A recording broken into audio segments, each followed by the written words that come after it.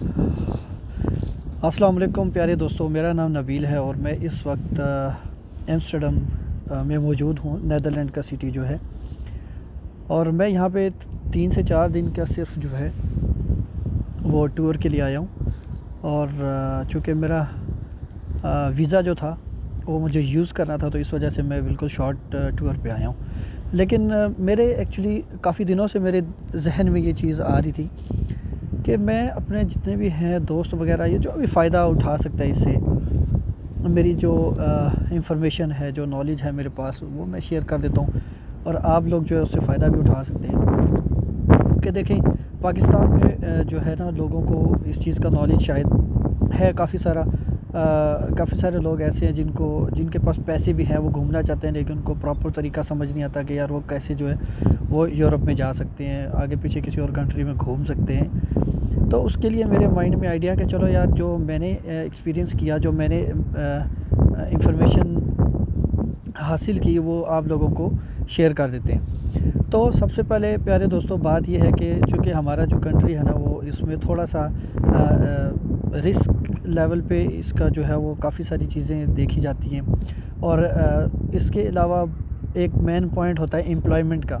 जिस मुल्क के अंदर अनएम्प्लॉयमेंट होगी, उस मुल्क के जो सिटीज़न हैं उनकी वीज़ा रेशो भी थोड़ी सी कम हो जाती है, क्योंकि ज़्यादातर लोगों को यही सोच होती है कि हम किसी तरीके से माइग्रेट करके दूसरे मुल्क में चले जाएं।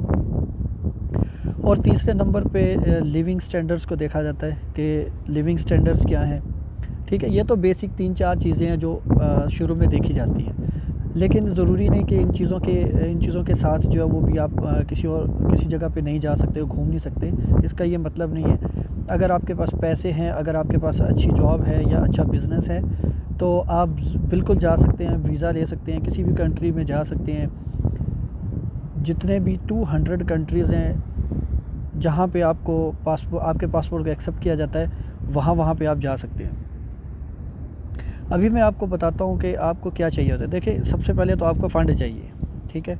और वो फ़ंड क्या है? फ़ंड का मतलब ये है कि आपको टिकट ख़रीदना है, होटल की बुकिंग करनी है, और आपने वहाँ पे जो घूमना फिरना है, खाना पीना है, उसके जो अखराजात हैं वो आपको बर्दाश्त करने हैं। तो इसमें क्या है कि सबसे पहले मैं एक 1 बाय 1 आपको चीज़ें बताना शुरू करता हूँ। देखें, सबसे पहले तो आपकी प्रोफ़ाइल होनी चाहिए। आपने अपनी प्रोफ़ाइल को देखना है। आपकी प्रोफ़ाइल क्या है? प्रोफ़ाइल से मतलब ये है कि आपकी जॉब है, आपका बिज़नेस है, आप स्टूडेंट हैं, ठीक है? या आप ना स्टूडेंट हैं, ना आपके पास बिज़नेस है, ना आपके पास एम्प्लॉयमेंट है, तो फिर आपका कौन-सा वो सोर्स ऑफ इनकम है जिसको आपने शो करना है कि भाई मेरे पास इतने पैसे हैं, मैं अपनी ज़िंदगी को एंजॉय करना चाहता हूँ, मैं घूमना चाहता हूँ। तो आपने वो सोर्स ऑफ इनकम का जो डॉक्यूमेंटेशन है वो अपने पास बना लेनी है, ठीक है। चलिए फ़र्ज़ करें कि मैं एक एम्प्लॉयर जो है उसके बेस पे मैं आपको बताता हूँ कि वो क्या कर सकते हो। अगर आप किसी कंपनी के एम्प्लॉय हैं, तो सबसे पहले तो आपको एम्प्लॉय का जो है वो एनओसी लेटर चाहिए होगा। एक लेटर जिसमें मेंशन होगा एम्बेसी के नाम पे कि भाई ये हमारे पास काम करते हैं, इनकी इतनी सैलरी है, और ये इस तरह इतने दिनों के लिए हम ये वेकेशंस ले रहे हैं या जो भी लीव ले रहे हैं, तो हमारी तरफ से इनको कोई प्रॉब्लम नहीं है अगर ये अपनी छुट्टियों को या अपनी जो लीव है उनको कहीं भी गुजार सकते हैं। ठीक हो गया, एक तो लेटर हो गया। फॉर्म आपको मिल सकता है किसी भी जो भी एम्बेसी में, जिस एम्बेसी में भी आपने अप्लाई करना है। सपोज़ कि आपने शेंजन का करना है, तो शेंजन के लिए वीएफएस की सर्विस है जो वीज़ा प्रोसेस करती है, उनकी वेबसाइट पे जाएंगे तो वो सारे लिंक वहाँ पे मौजूद होते हैं। तीसरे नंबर पे 3 महीने की बैंक स्टेटमेंट चाहिए होती है, ठीक है। और 55 यूरो पर डे जो है ना, वो जो नॉर्मल जो एक्सपेंस है पर डे का टूरिस्ट के लिए, वो एक स्टैंडर्ड इन्होंने फ़िक्स किया हुआ है। लेकिन आप इसको 100 से 200 के दरमियान में पर डे का कंसीडर कर सकते हैं। लेकिन उसके लिए भी ये है कि आपके पास फ़ंड इतना होना चाहिए कि इन केस कि आपको कोई बीमारी हो जाती है या कुछ प्रॉब्लम हो जाता है, तो आपके पास पैसे होने चाहिए। लेकिन तकरीबन पाकिस्तानी, अगर मैं आपको कहूँ कि 5 से 6 लाख रुपए का आपके पास बैंक स्टेटमेंट होनी चाहिए, तो ये इनफ है, ये भी बहुत है। क्योंकि आपने ज़्यादा पैसे भी तो शो करवाने का तो कोई मकसद नहीं है ना, कि आप अरबपति हैं, वो भी तो कोई मकसद नहीं है। बस आपने इतना शो करना होता है कि आपके पास पैसे हैं घूमने के लिए। इतने दिनों का टूर है मेरा, इतने दिन का मेरा ख़र्चा है तो वो मेरे पास पैसे हैं। थर्ड में आपको चाहिए होता है होटल बुकिंग। वो भी होटल बुकिंग आप बना सकते हैं, booking.com है, hotels.com है, जहाँ पे आप इजीली अपने होटल को बुक कर सकते हैं। वहाँ पे लिस्ट आ जाती है, शो हो जाती है, आप डेट देंगे, जगह देंगे तो वहाँ पे आपको होटल्स की भी लिस्ट सामने नज़र आ जाती है। वो होटल आप बुक कर लेंगे। बहुत सारे होटल हैं जिनके लिए एडवांस पेमेंट की ज़रूरत नहीं होती, उसमें क्रेडिट कार्ड की ज़रूरत नहीं होती और एडवांस पैसों की भी ज़रूरत नहीं होती, किसी चीज़ की ज़रूरत नहीं है।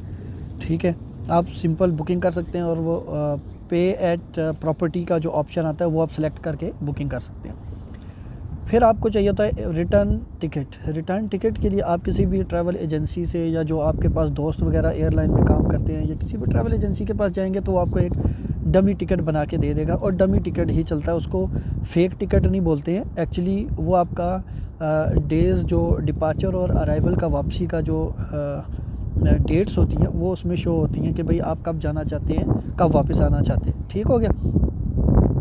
इसके अलावा आपके पास अगर कोई और सपोर्टिंग डॉक्यूमेंट्स हैं, फ़र्ज़ करें जैसे अगर आपके पास कोई प्रॉपर्टी है या आपके पास कोई एसेट है, तो वो भी आप डिक्लेयर कर सकते हैं उनके पास कि भाई मेरे पास इतनी ये चीज़ें यहाँ पे मौजूद हैं जिसकी वजह से मुझे वापस आना पड़ता है। ठीक है, मेन श्योरिटी उनको चाहिए कि भाई ये वापस आना है। किसी भी मुल्क में जाएंगे, किसी दूसरे की कंट्री में जाएंगे तो उनको क्या चीज़ चाहिए, उनको यही चीज़ चाहिए होती है कि ये बंदा वापस आना चाहिए। सही है। इसके अलावा आपको कॉपीज़ चाहिए, आपके नेशनल आईडी कार्ड की कॉपी या पासपोर्ट की कॉपी चाहिए होती है। इसके अलावा आपको तकरीबन बस यही चीज़ें हैं जो मेन, और एक पिक्चर आपको उनके जो वाइड बैकग्राउंड में है उसका जो एक स्टैंडर्ड है शेंजन कंट्रीज़ का, तो उसके लिए वो एक पिक्चर चाहिए होती है। बाकी आपको अपॉइंटमेंट लेनी है वीएफएस से और वहाँ पे जाके फ़ीस जमा करवानी है, फिंगरप्रिंट्स होने आपके, और आपकी फ़ाइल जमा हो जानी है। और 15 दिन का पाकिस्तानी पासपोर्ट का 15 दिन का वर्किंग डेज़ का टाइम है जो उनको चाहिए होता है वीज़ा प्रोसेसिंग के लिए। ठीक है जी, ये तो हो गया शेंजन की रिक्वायरमेंट जो बिल्कुल बेसिक रिक्वायरमेंट्स है। इसमें कोई इतनी बड़ी रॉकेट साइंस नहीं है कि शेंजन कंट्रीज़ के अंदर जाने के लिए हमें पता नहीं क्या क्या चाहिए होता है। कुछ भी नहीं चाहिए, ये 6 से 7 डॉक्यूमेंट जो है ना वही चाहिए आपके पास। ठीक है, अगर आप रेंट पे रहते हैं तो रेंट का एग्रीमेंट बनवा लें, और अगर आप टैक्स पेयर हैं तो आप अपना टैक्स जो पे करते हैं उसके जो पेपर हैं वो भी आप ले सकते हैं, वो भी अच्छा है। ये सारे सपोर्टिंग डॉक्यूमेंट्स हैं आपके। ठीक है सर।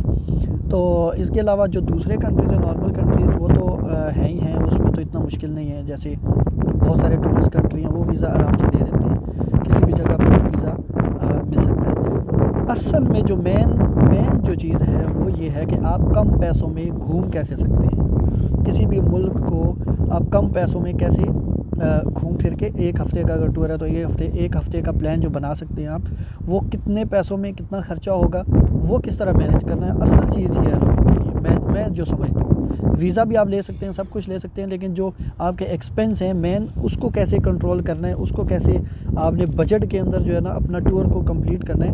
असल में ये चीज़ है, और यही वो चीज़ है जो मैं आपको इंशाल्लाह एक स्पेशल वीडियो बनाऊंगा जो सिर्फ़ और सिर्फ बजट के ऊपर होगा कि आपके टूर बजट को कैसे मैनेज कर सकते हैं, कैसे कम पैसों में आप घूम फिर सकते हैं। और अपने जो जितने भी, यानी जो लोग एक्चुअली टूरिस्ट जो है वो, उसका मकसद ये नहीं होता कि वो कुछ पता नहीं कुछ क्या करने जाएगा। टूरिस्ट होते हैं, उनका एक अपना पैशन होता है घूमने का, मुख्तलिफ़ लोगों को देखने का, यानी कि लोग कैसे रह रहे हैं, कौन से कंट्री किस तरह चल रहे हैं, मतलब क्या सिस्टम है वहाँ का, क्या उनके रहने सहने का क्या सिस्टम चल रहा है। जैसे मैं अभी आपको दिखा रहा हूँ, मेरे पीछे देखें अगर वो सामने, तो मैंने अभी आपको एक वीडियो बनाई थी जिसमें मैंने आपको दिखाया था कि इन्होंने ये सर्विस दी है जो सेंट्रल स्टेशन से यहाँ पे आने के लिए क्रूज़ चला के वो दे रहे हैं। ठीक है, इसमें आपको नज़र आ रही होगी मेरी बैक साइड पे, ये देखें, ये दोनों साइड पे ये आपको ट्रांसपोर्टेशन देते हैं। ठीक है जी। तो मेन मकसद ये है कि आपको कम पैसों में ज़्यादा से ज़्यादा कैसे आप अपने टूर को एंजॉय कर सकते हैं, रह सकते हैं। तो इसके लिए मैं एक स्पेशल वीडियो बनाता हूँ जिसके अंदर मैं पूरे पॉइंट्स मेंशन करके बना के तो फिर आपको समझाने की कोशिश करूँगा ताकि आपको उसका फ़ायदा हो जाए। ठीक है, तो आप कमेंट्स करें कि जिस भी मुल्क का वीज़ा के बारे में आपको चाहिए, इंफॉर्मेशन चाहिए, स्पेशली टूरिस्ट वीज़ा का। मैं इतना एक्सपर्ट उस लेवल का नहीं हूँ कि मैं बोलूँ कि एम्प्लॉयमेंट या किसी और काम के बिज़नेस के से रिलेटेड। मैं सिर्फ टूरिज़म के पॉइंट ऑफ व्यू से जो गाइडलाइन है वो मैं आपको प्रोवाइड कर सकता हूँ, क्योंकि मैं खुद बहुत सारे कंट्रीज़ में मैं घूम चुका हूँ, मैं जा चुका हूँ एज़ अ टूरिस्ट। तो मुझे इतना नॉलेज है कि मैं आपको शेयर कर सकता हूँ कि कैसे कैसे आपने बजट के अंदर रह के तो अपना एक टूर को कंप्लीट कर सकते हैं, घूम फिर के आ सकते हैं, दूसरे मुल्कों के लोगों को जाके देखें कैसे रह रहे हैं, क्या सिस्टम है, ताकि दिमाग खुले। लोगों का मकसद ये होता है कि आपकी लर्निंग होती है, जब आप घूमने जाते हैं तो आपकी लर्निंग होती है ये, ठीक है ना। असल मकसद ये होता है कि जब आप किसी और मुल्क में जाते हैं, वहाँ का कल्चर देखते हैं, उनकी चीज़ें देखते हैं, उनका रहन सहन देखते हैं, तो फिर आपको पता चलता है कि वो अम्मा जी आई हैं, अम्मा जी ने ग्रीटिंग की है तो हमें ग्रीटिंग करनी पड़ी है। ये देखें, लोग ग्रीटिंग करते हैं, एक दूसरे से खुश होते हैं, मिलते हैं, यही तो चीज़ है। दूसरे मुल्कों में आप क्या सीखते हैं जाके, यही तो हम सीखते हैं जाके। तो चले इंशाल्लाह टूर करवाते हैं। अभी मैं किसी और साइड पे निकलता हूँ ताकि आपको साथ थोड़ा सा सिटी टूर भी करवा देते हैं, ठीक है जी।